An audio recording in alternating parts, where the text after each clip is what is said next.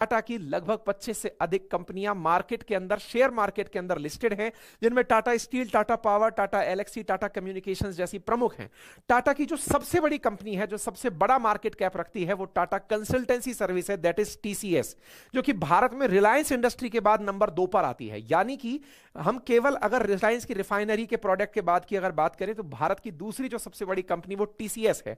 लेकिन as a group Tata देश का सबसे बड़ा ग्रुप बनकर आता है। टाटा का जो मार्केट कैप है वो पाकिस्तान से ऊपर है। वहीं भारत के अंदर दूसरा बड़ा ग्रुप रिलायंस ग्रुप निकलकर आता है, जिसकी लगभग 240 बिलियन डॉलर के आसपास का मार्केट कैप है। तीसरे नंबर पर अडानी आता है, जिसका मार्केट कैप लगभग 140 बिलियन डॉलर के आसपास है। टाटा ग्रुप ने अपने स्तर पर पाकिस्तान को इतने सारे प्रोडक्ट्स के माध्यम से पछाड़ दिया है।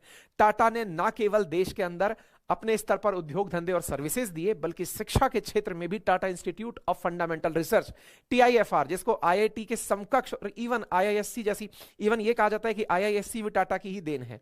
आप सोचिए, इतने बेहतरीन इंस्टीट्यूशंस टाटा के द्वारा प्रोड्यूस देश के अंदर किए गए हैं। ऐसी स्थिति में टाटा का मार्केट कैप पाकिस्तान से ऊपर निकलना यह दर्शाता है कि सही तरफ, सही दिशा में निवेश किया जाए तो निश्चित ही आप आगे निकलते हैं। और यह करके दिखाया है। यही तो कारण है कि लोग अब टाटा को लेकर पाकिस्तान के साथ मीम बना रहे हैं, पाकिस्तान के लिए कह रहे हैं कि ये तो गजब की बेइज्जती है। ये मीम बड़ा वायरल है कि केवल जमशेद जी, रतन टाटा जी के द्वारा अपनी होटल को देखते हुए संभवतः यही विचार किया गया होगा कि एक दिन तुमसे ऐसा बदला लेंगे कि पूरा पाकिस्तान शर्मसार होगा। जिसको लेकर के पाकिस्तान के कुछ मवाली टाइप के, गुंडे टाइप के लोग देश में आतंकी घटना करने पहुंचे थे, उनको इस बात पर मलाल होगा कि कोई आदमी इसका बदला ऐसे ले सकता है क्या, जिसने अपनी मार्केट कैप से पूरे पाकिस्तान को एक छत्र पछाड़ दिया हो। यह व्यक्ति टाटा ग्रुप ही हो सकता है, ये जो संस्थान है ये टाटा ग्रुप ही हो सकता है। मीडिया रिपोर्ट्स के अनुसार कम से कम 25 कंपनियां स्टॉक एक्सचेंज में लिस्टेड हैं। लगभग हर कंपनी पॉजिटिव वृद्धि के साथ चल रही है। टाटा केमिकल्स में ही हालांकि छोटी सी गिरावट देखी गई है। अदरवाइज टाटा की लगभग 25 कंपनियां, जिसमें कि TCS, Tata steel, Tata Motors, Titan company, Tata chemicals, the Tata power, Indian hotels, Tata consumer, Tata communication, Voltas, Trent, Tata steel, Tata investment जैसी तमाम कंपनियां लिस्टेड कंपनियां बनकर चल रही हैं। मार्केट कैप के हिसाब से अगर इंडिविजुअल कंपनीज की बात करें, टाटा एज ए होल तो 25 कंपनियों का समूह है जो लिस्टेड है। उसके अलावा भी बहुत सारे प्रोडक्ट हैं। लेकिन भारत के अंदर इंडिविजुअल कंपनीज की बात करें तो रिलायंस इंडस्ट्रीज अपने आप में नंबर 1 पर है। उसके बाद टीसीएस सर्विस, यानी कि टाटा के बहुत सारे ब्रांड्स हैं, उसमें टीसीएस उनका सबसे किफायती ब्रांड है। टीसीएस भी देश का दूसरा सबसे बड़ा ब्रांड है। आप इस तरह से अंदाजा लगा सकते हैं, ठीक है ना। पाकिस्तान के हालात के बारे में मैं बता ही चुका हूं कि 345 बिलियन डॉलर के आसपास इनकी कुल मिलाकर के वर्थ चल रही है। वहीं भारत वर्सेस पाकिस्तान करने वालों को यह पता हो कि भारत की जीडीपी में, जहां मैंने बताया कि 4.11 ट्रिलियन डॉलर की भारत की जीडीपी है, जो कि पाकिस्तान से लगभग 12 गुना बड़ी जीडीपी है।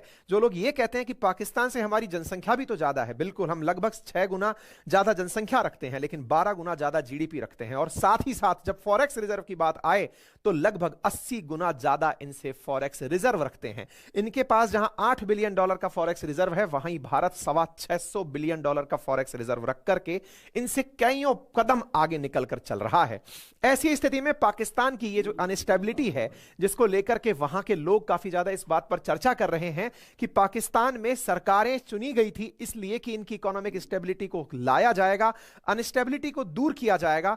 ऐसी स्थिति में पाकिस्तान एक फेलियर नेशन की तरफ आगे बढ़ रहा है। तभी तो पाकिस्तान के एक थिंक टैंक जिसका नाम है तबद लैब, उसने हाल ही में एक तबाद लैब करके एक इनका इंस्टीट्यूशन है, थिंक टैंक है, जिसने पाकिस्तान की अर्थव्यवस्था के ऊपर चिंता जाहिर करते हुए कहा है कि पाकिस्तान का डेट इस समय अनसस्टेनेबल स्थिति में जा चुका है। इनका कर्जा अब इसे आप सोच नहीं सकते कि आगे भी इसे मतलब ले जाया जाएगा। इसके लिए आवश्यकता है कि तत्काल प्रभाव से इसके ऊपर कार्रवाई की जाए, तत्काल प्रभाव से इसके ऊपर एक्शन लिया जाए, क्योंकि इनका कर्ज संकट बहुत ही खराब स्थिति की तरफ बढ़ रहा है।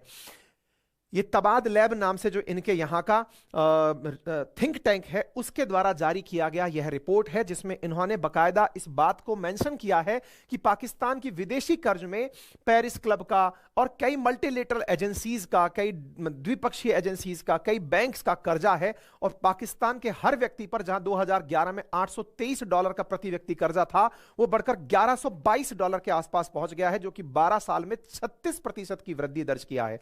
इसका मतलब मतलब पाकिस्तान की निरंतर बिगड़ती हालात को, वहां की राजनीतिक अस्थिरता के कारण जो निरंतर आगे की तरफ बिगड़ता जा रहा है, उसे तत्काल प्रभाव से सुधारने की आवश्यकता है।